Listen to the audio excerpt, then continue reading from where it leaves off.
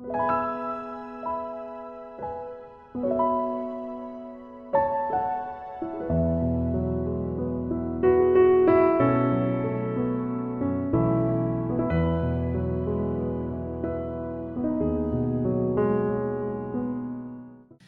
mai alau mai mua ma lau whaafungaanga. O le saunoanga whaamanui o le kirisimasi ma le tausanga fou.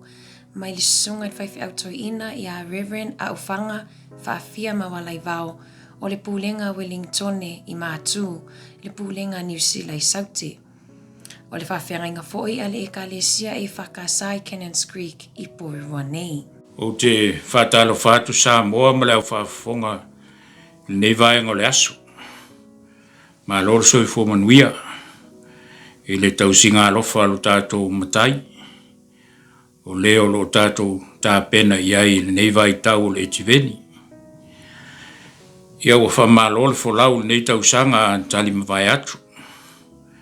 Ao se tausanga foi o lo tātou o malangai tutono o fita ma pua ngā wha leo langa. Ona o le whamai. Au ila vai lea. O leo lo tātou iai tutono o le vai tau o le etiveni. Iesu whaali mai. E tupu ele whātua ma ngā I pe luma. Wa o tātou iai le vai tau sa tapisa e pelofetanga o le whengainga tuai. E whoringa mai iai o lo iai se taunu unga le lei o le Israelu whai malanga. Wa o ia mea uma sa whai lava ma le whātua o lo iai le atua I mea uma. O lena whapea ne ai le profeta o Isaia. Wai wana fuatia le sami. Wai wana fuatia le langi. Wai wana fuatia le ele. Wai na fuatia maunga. Toi sa wai Malaysia fesili e whapea. E tele I loa ea. E tele I whaalongo ea. E sa ule waloanga ma le profetanga. O le atua o le whaavavau. Samoa, o le atua o le whaavavau. Pefoi ona sau wai le whaamai nei o le COVID-19 fumaleiva. Ma whaai ngoi mata I tusi o le alfabet wha e leni. Ine ia tātou I loa ai. O lo tātou whātua tuanga wha kerusiano. O le alefa ma le omeka. O le atua lavalea. O le mua ma le muli. O le amatanga ma le ngātaanga. O mata I tusi te tele ia. A o tutonu le valea. O lo iai mata I tusi la iti. Ua winga iai I tātou. Whae ngoa I loa le wha mai. Mai lo na amatanga ia peta. O le numero lua. Ma delta le numero wha. Lea sa wha pe ai I so uloa wha le wha tua. Ele I uma le wha mai. E se so mai nei ma le epsilon. I lona 5. Peitai. Wa numera se fulma le 5. O le omicron. Ai tutu sa lava winga. Whaingo fie ma lai titi. Ai na whaila utala I la uaulutu. E lai titi ai ma ini le tama lea wasau. Wa fei se tala le tūlanga lea. Ona e ui o le wha mai. O lo tātou whea ngai ai. I le nei vai tau o lo tātou wangatu mo le kirisimasi. Ai whai mai. O a lefa o lo mua. O meka foi o lo muli. O le atua lava lea o lo tātou malanga whatasi I tu tonu o pua ngā. Pe ona pese ai tama o le mātulua. O pua ngā o le nei o langa.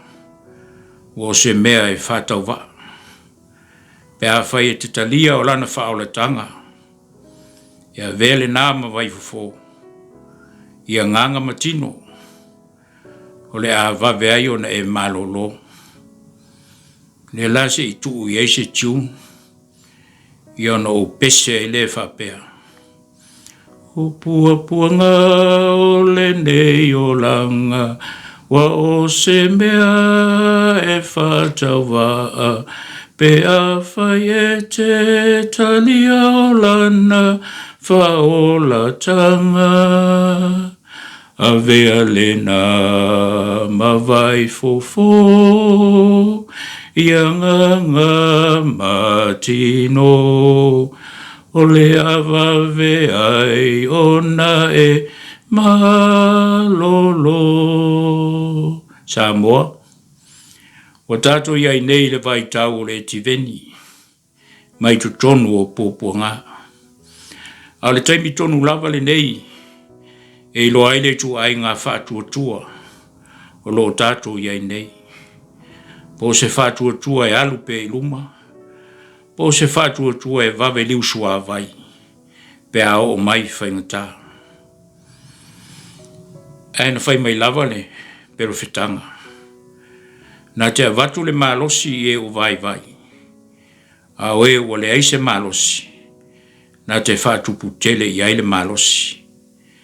Ma o fōlinga te tala i o le nei vai tau o tātou tā penanga whale nganga. Oni perfetanga e whāu au pēha. O mai lava i le whenga ingo fōu. O lo tuli matai pele sini o le wha moe moe. O le alii o le Krismasi. O le manatu au tu o le tusi whaita waso, a le kare sia whapoputong ke Luciano Samoa, o le neiva yaso whale e tiveni, o le Krismasi, e whapea, tau masua sua le whātua tua, tau masua sua le oli oli, tau masua sua le wha moe moe, tau masua sua le whātua tuaina, tau masua sua i mafa ufaunga. O lo wha matala i nai e le evangelia a Luka, fō linga o le Krismasi o le a o mai. A wā o le pepe lava o le Krismasi, e a toa i ele tau masua sua o lo tā ua nei, ina ia wha pēa i fō i tā ua. Se whalau i loa i nā mana ia. Na te wha oli oli ina ma wha fie fie ina le loto, e ta pena ai le Krismasi. O le winga fō i leo lanu, o lo te teu ai, le vai aso le Krismasi, i le lanu pae ma le lanu auro, o lo no winga, o le oli oli ma le fia fia. O le winga wha le nganga lea o le nei Krismasi, o le oli oli ma le fia fia. O le ala lea o le fia ma nofo ai se langona, pe lava o Siona ma Yerusalema, a wā o le eka le sia lava lea. O le vaia e fo ile nā i le Krismasi. O le nā fo ile whātalitali ma le mautinoa, i le nganga o le fia fia ma le oli oli. Le atua o a fio mai, e ala i a Yesu le pepe o le Krismasi.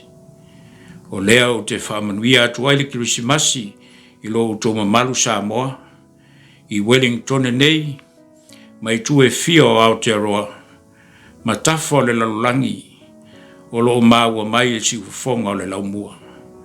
E whamanuia tele atu le Krismasi, nei o tātou matua tausi, ma atua ma whanau o ainga, ma malu e kāle sia taitasi, ma leo whainga aluenga o le tala le lei.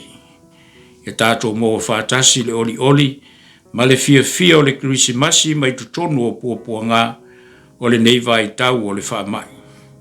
Ia tau masua sua pelo tātou whātua tua, ma lo tātou whamoe moe, i lo tātou atua soifua, e sao mauri ai la tātou sa i le Krismasi, ma tātou sao whanga atu ai, i le nā tau sangfou.